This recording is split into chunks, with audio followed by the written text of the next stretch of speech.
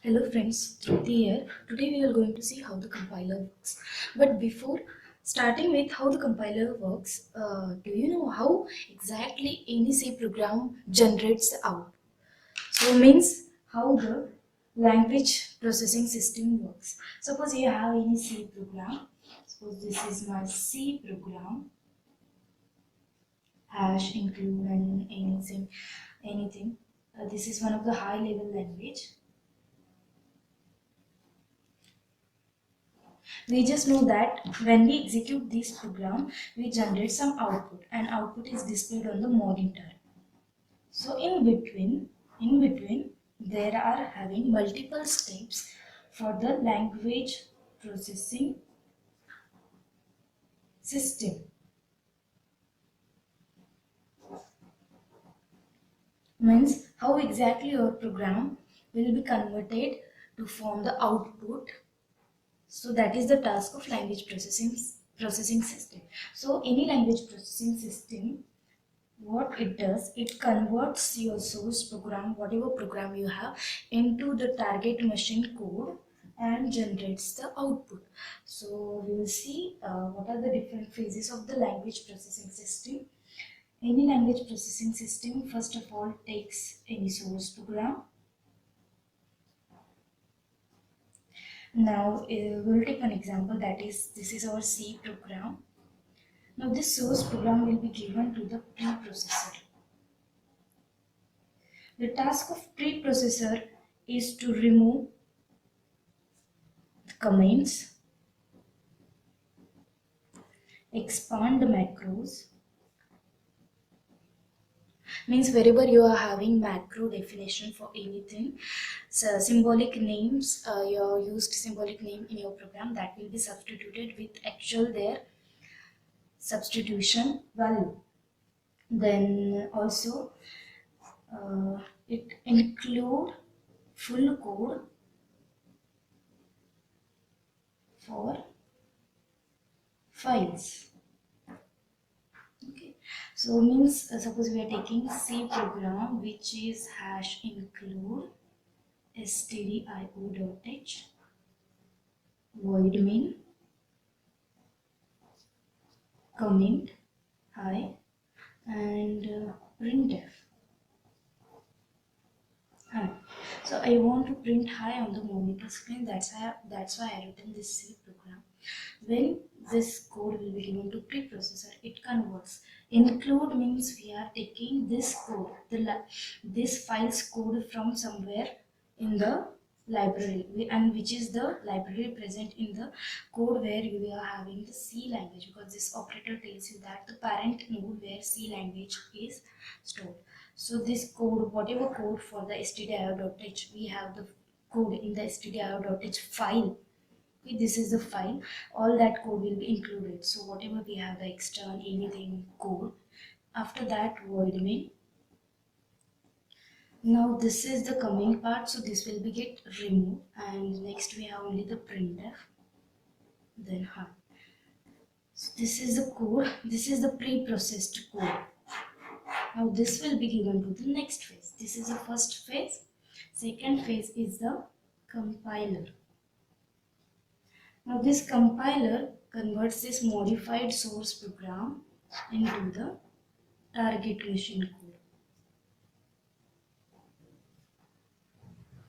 When suppose we are having this program, so in our program, in our computer, this compiler will convert the code, this code, into the assembly language.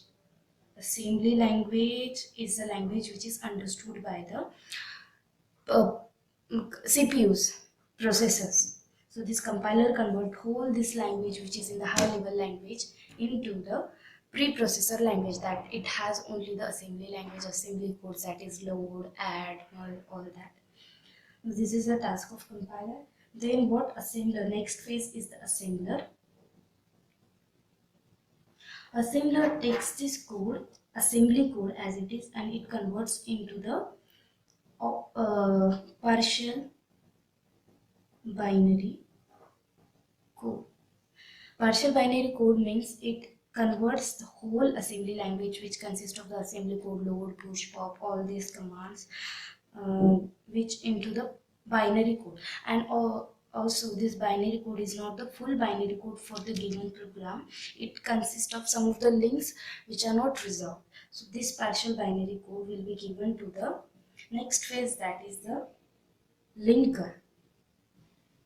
Now linker takes all this binary code, partial binary code, and convert it into the single executable file. Executable file, it consists of any executable file consists of code in the forms of zeros and ones, so it may have zeros and ones format, and it also consists of information regarding how to display your output in the binary. So all this binary information is called as an executable file.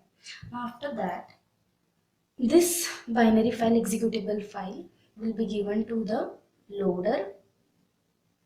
Loader loads this file. Now this part is not in the RAM, this will get stored in our hard disk. This is in our hard disk. So this will be, whenever we execute our program, this file, if this file is generated, this file will be get executed. So how executed means this binary code will be given to the loader. Loader load this into the main memory. Now main memory means the RAM. Store this into the main content of binary file into the main memory, and afterwards each binary instruction will be given to the CPU for the processing. Once CPU processes this, it generates the output on the output device. So this is the task of the execution. This is the conversion of the pre-processing system.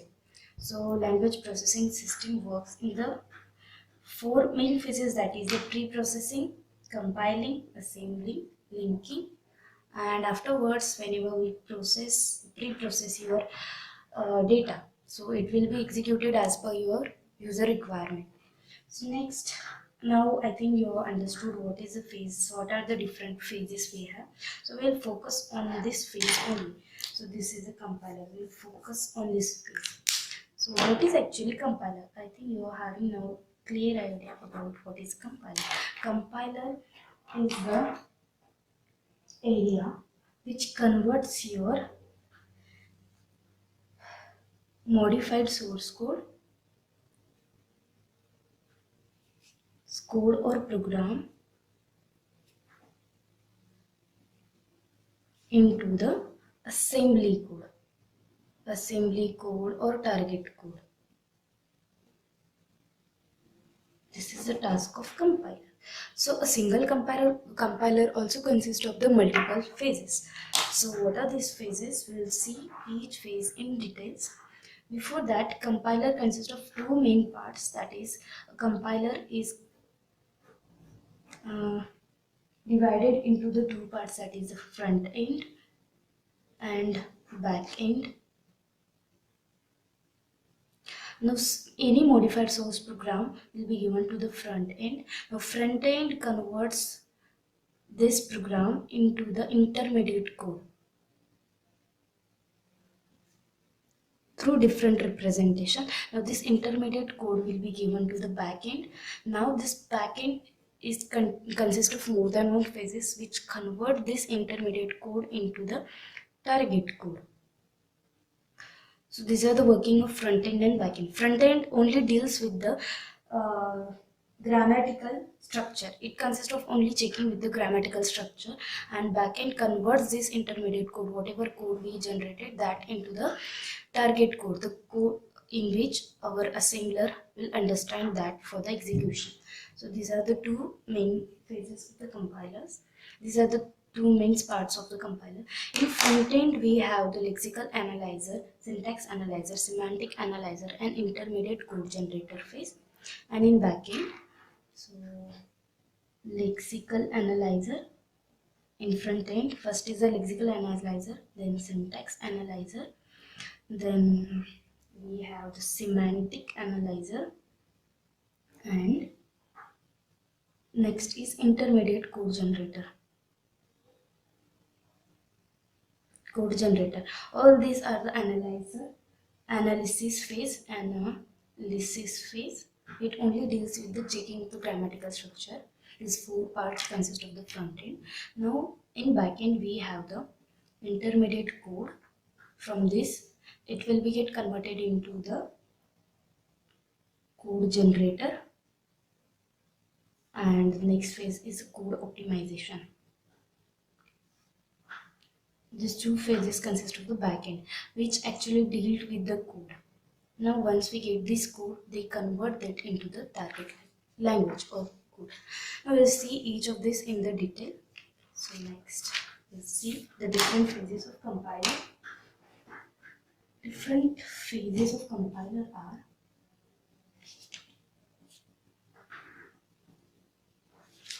first is the lexical analyzer. The task of lexical analyzer is to take source program, any instruction, and convert that into the forms of lexemes.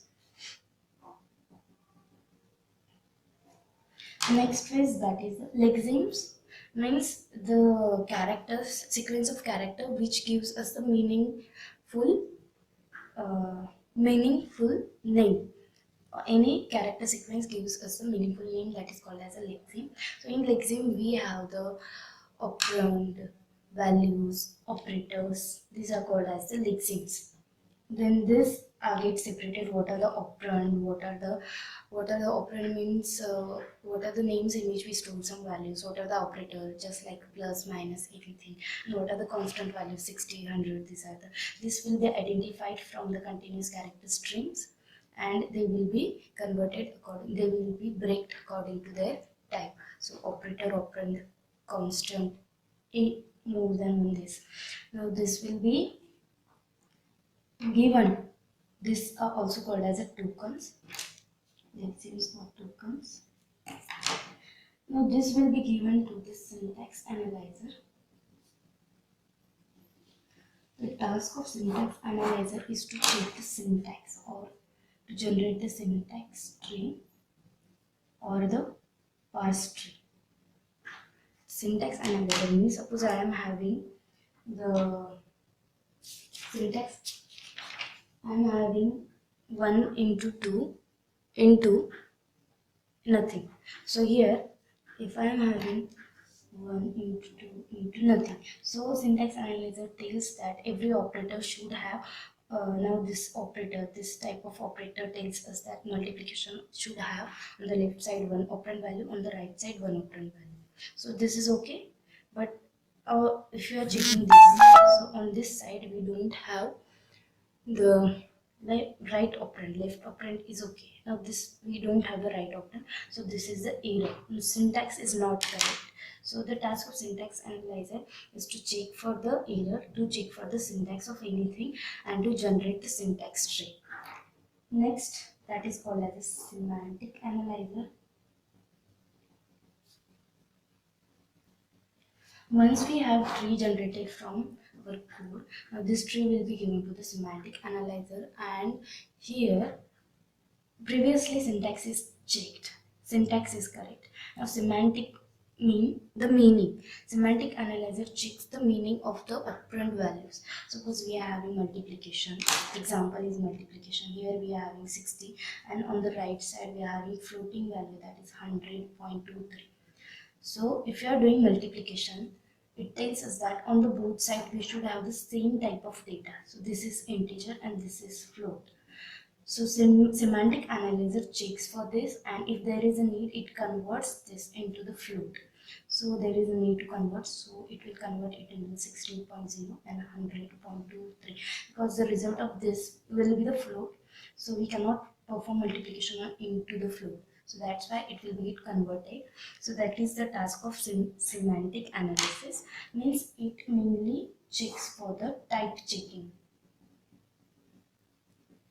Okay, type checking is done, and if there is a need, it does the coercion or the conversion of data type.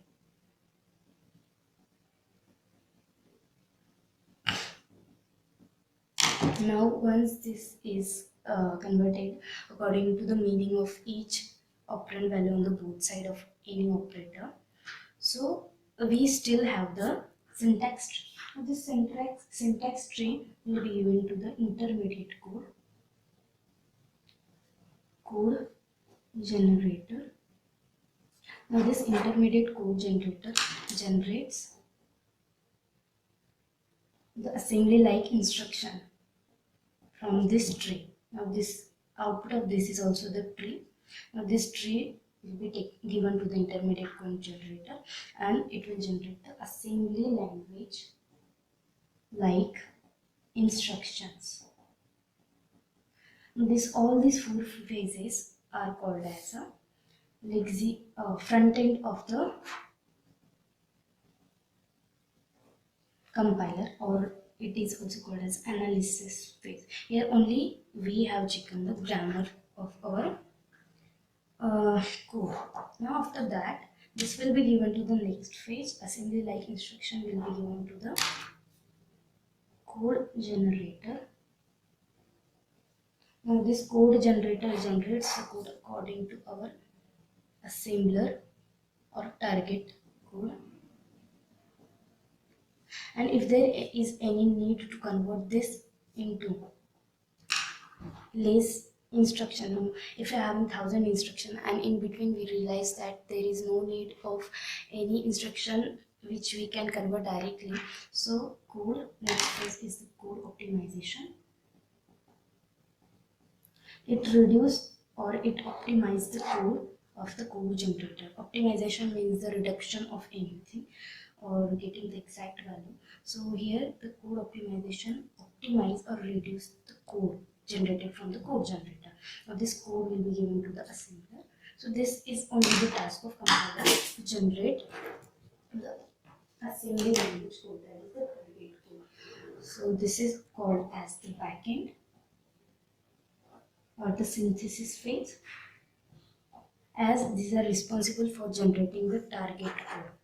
So these are the phases of compiler, and in between these phases, now when we generate the lexical analyzer, generate the lexical analyzer lexims tokens, so all these are stored into the symbol table.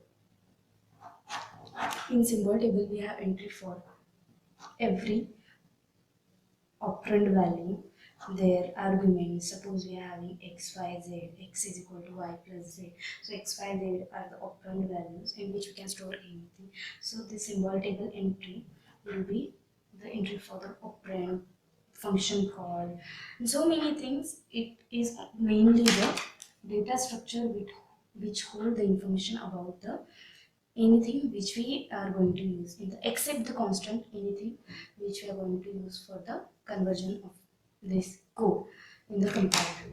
So all these are maintained in the symbol table. So we will take one example.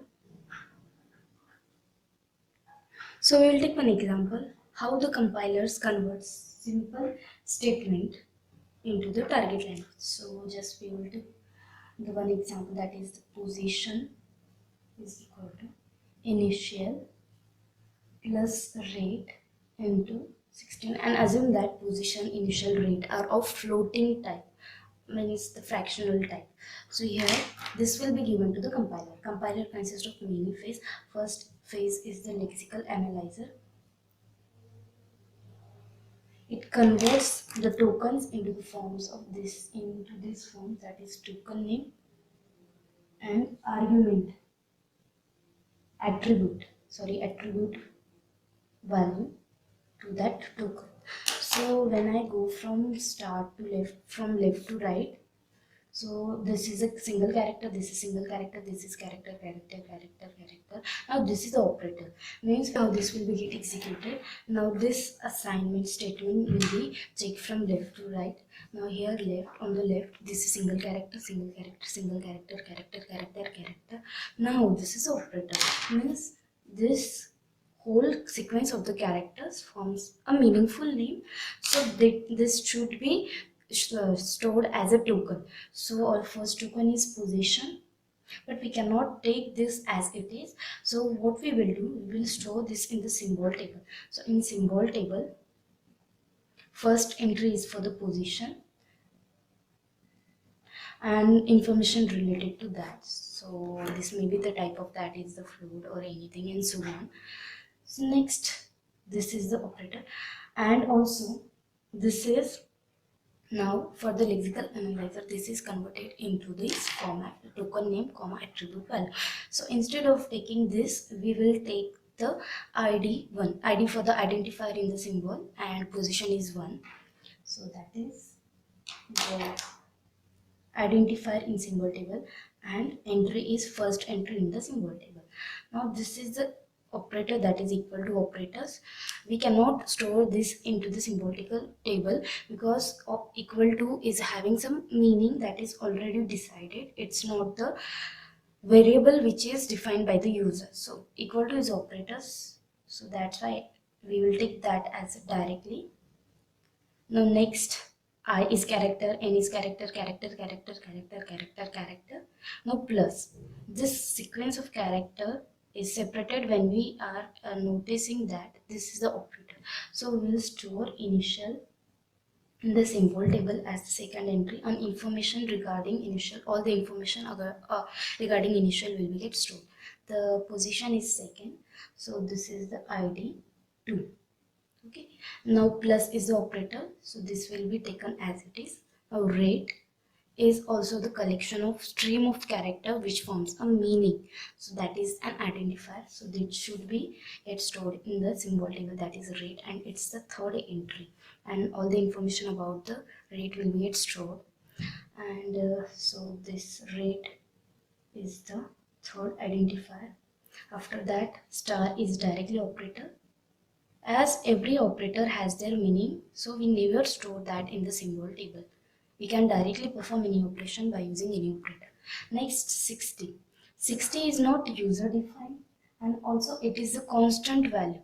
So we will directly take 60 as it is. We will not store this into the symbol table because it's not forming any name. So it's directly is this value. So after processing all this, we will get one equation, that is position. For position we have ID1, so ID1 for equal to directly equal to operator. For initial we have ID2. For plus we have plus. For rate it's a ID3, that is the third identifier in symbol table. Star is operator, so directly we will take this, and 60 is also constant value, it's not any variable. So this is the output of our lexical analyzer. Now this will be given to our symbol table, syntax analysis. Now in the syntax analysis, the main thing it does, it seeks for the operator precedence. We can go from left to right, or we can see directly the operator which are having higher precedence. In this, operator equal to plus star are the operators. Among this, star is having the highest priority, means this should be get executed first, then we can execute addition, then we can execute assignment. Equal to is for the assignment from the right to left. So what we will do, we will first execute this, and we convert this into the form of tree. So ID3, this is an operator. On the left side we are having ID3, on the right side we are having directly constant. So next is, now this is the simple entry, one entry. Now this is performing, we are performing addition with ID2 and whole this entry. So this is on the right side, this plus, and the left side we are having ID2. Left child is ID2, right child is whole this thing. So we attached this subtree for this tree. Now this is the whole part. It will be attached as a right side to the equal to operator, and the left child is ID1. So this can be written as these are direct entries, so there is no need to write whole this thing. So we'll directly write equal to. On the left side they are having ID1, on the right we are having plus, then on the plus of left side of the plus it's having ID2, on the right side we are having multiplication. Now multiplication on the left side we are having ID3, and on right side it's the 60 constants. Now this is the symbolical entry, this is the entry, these are not entries, so that's why I not written less than greater than symbol. The meaning of this is, first we execute this part, id 3 multiplied by 60. Now the result of this will be get added with the id 2. Once we process whole this thing, that will be get assigned to the id 1. So this is the meaning of our instruction. So now this will be given to the semantic analysis. Now the syntax is checked, everything is balanced on the every operator we are having. These are the type of operator which consist of two operand values, one on left side, one on right side. So all this is balanced. So we'll move this tree. This is also called as a parse tree. This will be given to the next phase, that is the semantic analysis. In semantic analysis, we check for the meaning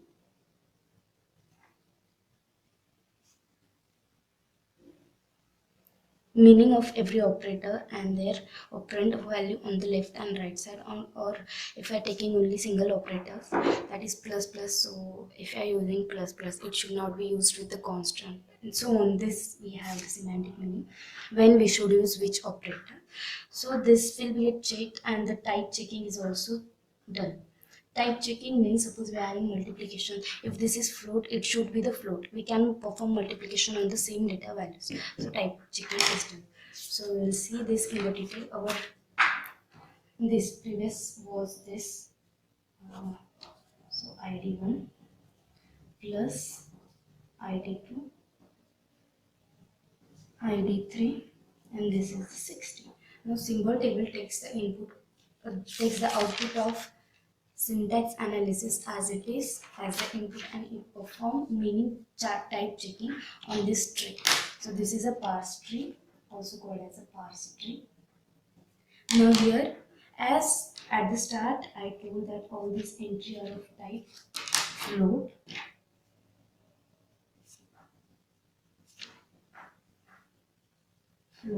So if I want to perform multiplication on two numbers, so if it's a float and see this is the integer value, so when you perform this multiplication, the result should be the float. So we cannot perform multiplication on the float into the int, so we should convert this into the fractional values, that is the float values. So one operator is introduced for this, that is int to float will be get converted. So id1, now this will be converted, id2 multiplication id3.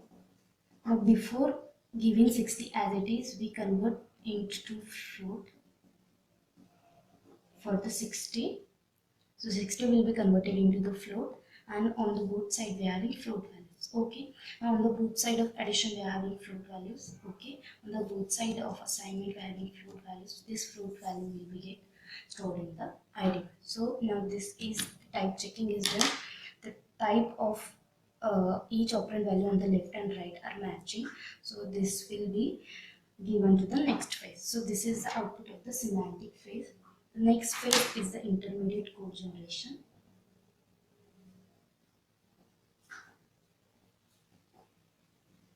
Now in the intermediate code generation, it will convert this tree into the form of assembly like instructions. So what we will see, we'll take the example of 3 address instruction.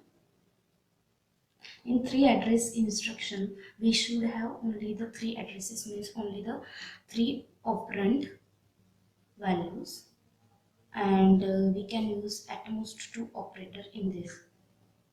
So in single instruction, at most we should have 3 operand and 2 operator, and also we should have only 1 operand before equal to, and here we can have 2 operators and at max 2 operator and at max 2 operand values and 1 operator, operand, operator, operand, or which type of operand we are taking, and operator that may get changed. When at max we should have only 3 operand values and 2 operator. If I am using equal to, that should be the operand should be before the equal to.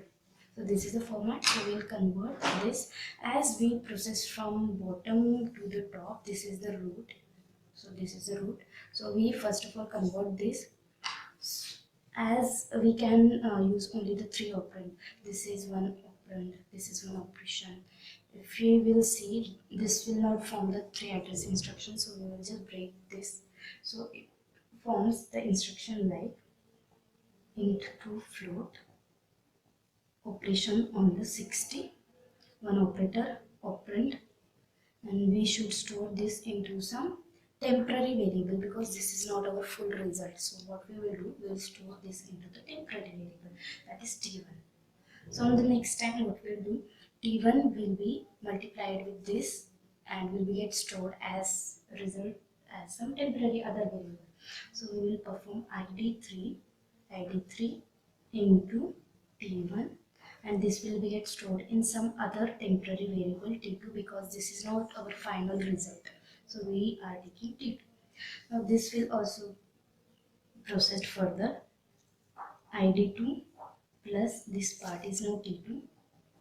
Now this will be get stored in temporary variable, third temporary variable, because this is not our final result. Now next is equal to assignment, that is t3 is assigned to the id1. So this is our final result. We want something in the id1. So this is the intermediate code generation, which is in the form of three address instruction. So this will be given to the next phase. Now this is the front end. Once this code is get generated, this will be get given to the code optimizer and code generator. So next what we will do, we will give this to the code optimization. That is the next phase. This is fourth, this is fifth phase. Now this will be given to the code optimization. Now we will see whether we can convert this into any reducible format. Yes, integer to float, that is 60 integer can be reduced to float directly at the compile time. So we will not take any other instructions, separate instruction for this. We will directly convert this into the 60.0. So 60.0. Now this will be multiplied, 60.0 will be multiplied with id3. Okay, and will be storing temporary variables, suppose that is the t1. Now next is we are performing this addition of two numbers and we are storing in t3. t3 is again get assigned to id1. So instead of traversing through this, we will directly store this into the id1. So our instruction will be, on the right we are performing id2 plus this, that is a t2, and this is get stored in directly id1. So this is the optimized code, so there is no need to use any extra temporary variables. So this is the reduced code. Next phase is the code generation. As if we are saying this, these are just the instruction, these are not instruction in the form of assembly language. So we will convert this all this instruction into the assembly language. So we will take, first of all we will take t1 is equal to id3, this statement, this instruction. Now we process from left to right. For equal to, right will be solved first and that will be get assigned to the left side.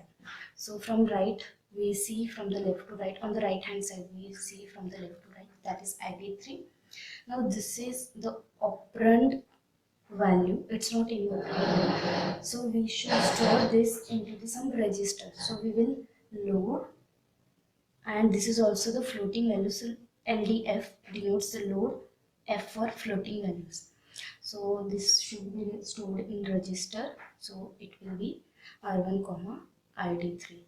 Load id3 into register 1. Next we are having register 1 id3, so we want to perform multiplication on this. So multiply on the floating point, what, this is the result.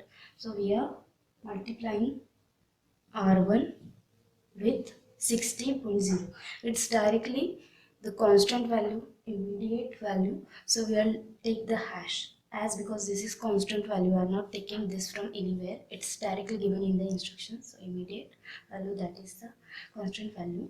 So we are performing multiplication on this and we are storing this back into register 1 again. So there will be no extra use for the registers. Now this is completed, so we should store this into this variable. So instead of temporary one, we will store all this into the id 2. Uh, Now instead of doing this, we are having register 1 entry is this part. So we will solve the next instruction, that is id1 equal to id2 plus t2. So we will solve this, that is load floating value. Now r1 is also utilized, so we will take another register r2, and what we should load, that is id2 value. Now then perform addition. So add on floating point, that is r2 comma t2. T2, that is the this r1 value, r1, this plus this, and we should store this into back into the register 2. So this is the instruction, and now this will be get loaded into the id1. So this is the final result. So instead of loading, we directly store, because once we store it will not get removed. We stored floating value which is coming out to be from R2 into the ID1. So this is final result. So whole this code generation will look like LDF R1 comma ID3 MULF R1 comma R1 comma hash 60.0, then LDF R2 comma ID2 add F R2 R2 R1, and last is store floating value 81 comma R2. So this is the task of compiler. This is a final result of the compiler. This will be given to the assembler and next processing will be done. Thank you. I suggest you should see my previous video how this phases of compilers, phases of language processing system works. Thank you.